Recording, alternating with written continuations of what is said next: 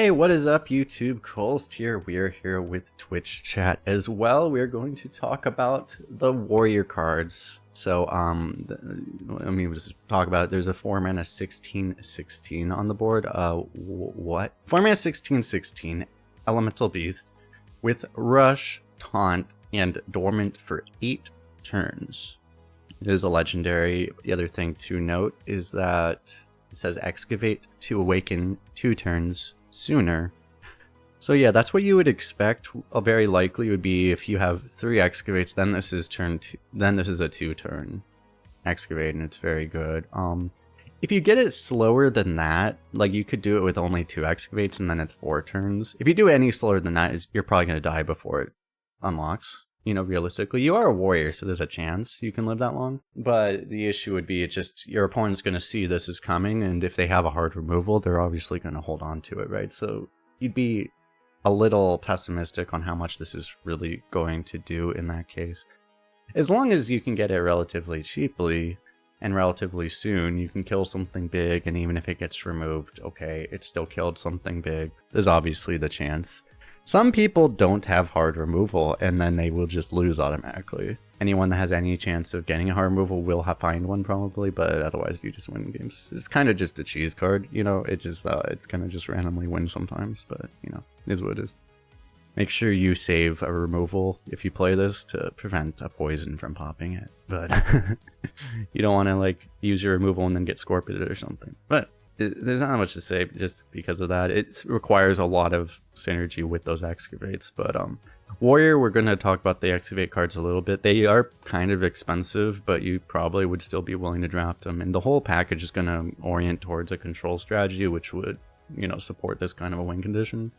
So it would definitely be available that it could work in Arena, but that's kind of what it would be, is more in a control type of build. You probably just wouldn't be willing to draft this in more of a tempo-oriented deck, so just to give an idea. Talking about these control-oriented cards, though, which there are a lot of in the set, which is going to maybe force you to do that in Arena. This one is Badlands Brawler. 7-mana 4/4 battle cry. Start a brawl in Jackstab with the Prime sub. If you didn't know, you can subscribe for free using your Twitch Prime if you connect it to Twitch. Amazon Prime, anyway. But yeah, if you excavated twice, this always wins. That is very good because, I mean, Brawl is a 5-mana card, and then you're just getting a 2-mana 4/4, which, by the way, is going to win the Brawl, making the Brawl a lot better anyway, which makes it essentially it makes it a Twisting Nether, effectively. Even if you don't have the excavates, I mean, this is still an overpriced Brawl, which you might even be willing to pay for. It makes it a lot worse if you don't win the Brawl, obviously. I mean, you can imagine that if you have another minion, and if you're going to win like the Brawl like half the time or a third of the time or something, this is still being relatively efficient in that case. Not that much more to say. And you're going to value it a lot more if you're a defensive deck that actually wants to cast Brawl. A tempo deck would just not want this, period. And it would be a lot harder for those decks to go for the excavates as well.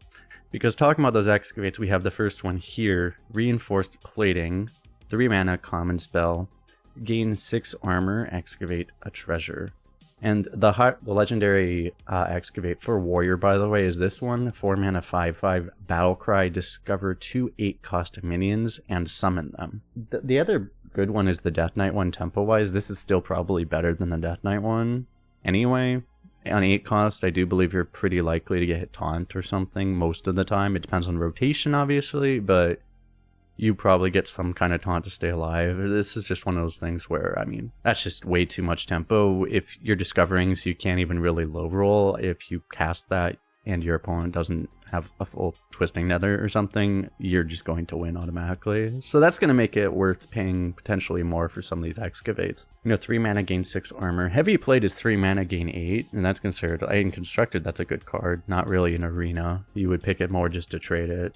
So armor does fit with the package, but you're doing a card that really doesn't do a whole lot most of the time. It's not very efficient even at not doing a whole lot. So it's bad, but the excavate is a high payoff potentially. So you might not want to force the whole package, but if you want to draft Control Warrior, you might try it. But objectively, it might not be best to really force it in this class. You'll have to see just go with the flow of the draft and see if you're able to, because trying and then not getting it would really completely ruin a deck potentially. Overall, you're getting excavates, which are good. If you can get to this thing, you do just win, so it may make it worth it. Next up, you have Misfire, 2 mana epic spell. Deal 3 damage, 2 damage, and 1 damage to random minions. With quick draw, choose the targets. Very important to note that this says random minions, does not say random enemy minions. So this is not just like a really efficient board clear, like a 2 mana version of that 3 mana card that Hunter has. This is more random. It's more similar to that card that's like, you know, 2 mana deal 5 randomly to minions, where it's like you have to be off board effectively. But the upside is that you have quick draw, and because of the way it works with the 3, 2, and 1, even if you have an empty board, it may still not quite work out sometimes. That's just going to make it more that whenever you quick draw this, whenever it enters your hand, you're probably just going to want to play it. It's going to suck if you draw this too early, so you can't play it, you know, if you draw it like turn 2 or earlier, or especially in your opening hand. That would suck, but a lot of the time, you're just going to draw this in the mid game and then just play it immediately. Regardless, even if you don't get a perfect one, it's probably just worth playing it whenever it's playable, unless you really have another play that you really want to do. I think you're going to draft it pretty highly. As a result, it's also going to be a thing that's going to be very good to discover as well. Next up, we have another legendary. This one is Boom Boss Thogrun. 8 mana 7/7 Battle Cry. Shuffle 3 TNT into your deck. When drawn, blow up a card in the enemy deck and battlefield. It's literally that Death Knight card, but it's 3 of them. Yeah, an 8 mana 7/7 is pretty bad. But, you know, there's that neutral card, which is not bad, which is 8 mana 8/8, which shuffles the 8/8s into your deck. This is better than that, probably.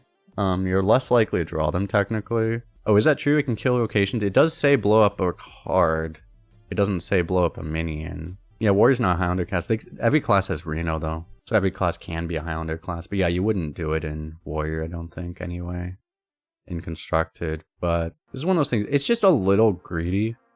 It is like the ultimate control card, right? You could play it in Constructed for that reason, theoretically. Even in Constructed, I mean, this is so greedy, but it's the ultimate control card, right? Once you've drawn 2 of these, your opponent has nothing left. They're just gonna be dead. It's just very, very greedy. I think that makes it relatively weak, you know, because it doesn't do anything immediately. It's so slow. But if there's a class that can make it work, it's Warrior with all these new control tools. So we will have to see. Some of these other things, like the Brawl, that always works, and you always win and stuff like that, would enable this in theory. So you could probably get away with this a decent amount of the time. It's just a very greedy card. Next up, we have Blast Charge. 3 mana spell, destroy a damaged enemy minion, excavate a treasure. So similar to the other one, I mean, this is a pretty expensive excavate as well. I mean, if you compare it to execute, execute's 1 mana. You're paying 2 extra mana for that excavate, which is a high price to pay. Having said that, I mean, as long as you can execute is a very cheap card. As long as you can get reasonable value out of this, you'll be happy to do it. It's fine, right? I forget which one of the other classes had one that was like 3 mana deal 3. And you could probably argue this is better than that one anyway, just because it's, you know, it's more tempo, assuming you can activate it. But you should be able to. Overall, I mean, it's Excavate, it's really good. You have a really, really high prize to go for in Warrior. So if you can do this, like if you could draft 2 of these and then get maybe a couple of the neutral ones so you don't actually have to draft Reinforced Plating, that would probably be what you would want to do. So that can make it very strong. I think you'd want to go for that. But if you're missing hard removal, you could take it just for that anyway. But you might value it lower if you're late in the draft. You don't have potential to hit the 4th Excavate anymore. Next up, we have Unlucky Powderman. 2 mana 2/2 undead with Taunt. And also Death Rattle. Give Taunt minions in your hand and deck +1/+1. So they are actually forcing Taunt Warrior yet again. But they do have a lot of support. We haven't talked about any of them yet, but there are going to be some cards that really build support out for that package. This is a little bit weak as a standalone card. 2 mana 2/2, which actually hand buffs and deck buffs. That would be really good. The issue is that it only hits Taunt minions, right? And not every minion has Taunt, obviously. So its power is a lot more reliant on just whether or not you have enough of the synergy. Odds are, even if you try, just most of your minions will not have Taunt. That's just how it works. So it makes it a little bit riskier, but you'll get enough value out of this that it's still probably decently fine. Yo, Judge with the viewer count of the nice number. Nice, you did a chat. We're saying like this one overall, it's gonna be an okay card in some decks. It's just gonna be, obviously it's really bad if it doesn't get value, but you'll probably be able to get enough value that this will be reasonable, because even if you don't have the cards in your hand, it'll still buff your deck, and then you'll get the value eventually when you draw them. And there are some good payoffs here, which we'll talk about, because the first one we have here, this is a common, which is going to make it more like you have it. Detonation Juggernaut. 5 mana, 3/6 mech with Taunt and Battlecry. Give Taunt minions in your hand +2/+2. So that's just more payoff. By the way, these are taunts that hand buff each other, so whether or not, whichever order you end up having to play them in, it'll still work. It's the same kind of an issue as the other card. This one does require him to be in your hand. It's a lot of stats to get overall. 5 mana 3/6 is very slow, especially by modern standards. It was slow like 6 years ago, so you are paying quite a price for this. And I would fear that you are not super likely to have a whole lot of taunt minions that would really make this work. But it'd be one of those things, if you just happen to have it, you could value this a lot higher, but this would be a little risky. Having said that, if you just draft like every taunt, it makes it very hard for you to die as a warrior if you can get some decent removals, so that can make it work, but it's a little bit of a riskier card in that sense, because you might just not get the synergy. Because the next one we'll talk about is basically the big payoff card that you would be looking for. It is a rare, so that might affect how much you see it in draft, but it is a Blast Tortoise, 6 mana 2/7 beast with Taunt, Battlecry. Deal damage to all enemy minions, only enemies, so it doesn't hit your board if you have a board of taunts already, equal to this minion's attack. This card is fine, by the way, with no synergy. The card that Shaman has, that one card, which is like a 4 mana 2/6 deal 1 to all enemies. This is comparable efficiency to that. That card is very good, by the way. And this card is just comparable efficiency. You'd probably argue it's slightly worse, maybe at a base.